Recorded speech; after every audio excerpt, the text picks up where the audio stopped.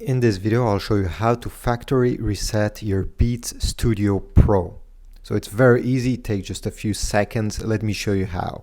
So first, make sure that your headphones are turned off, and then you'll have to press the power button and the volume down button both at the same time during about 10 seconds. To know when to release those two buttons, you'll see the lights over here flashing. This will mean that your headphones are factory resetted and that you can pair them with a new device. So let's do it together. I'm pressing the headphones are turned off. I will gonna press this power button and volume down during 10 seconds.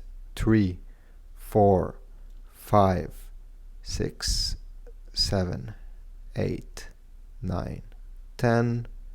Okay, you see the lights are flashing. I can now release, and that's it. You can now take your phone, computer, whatever other device you want to pair them and get started.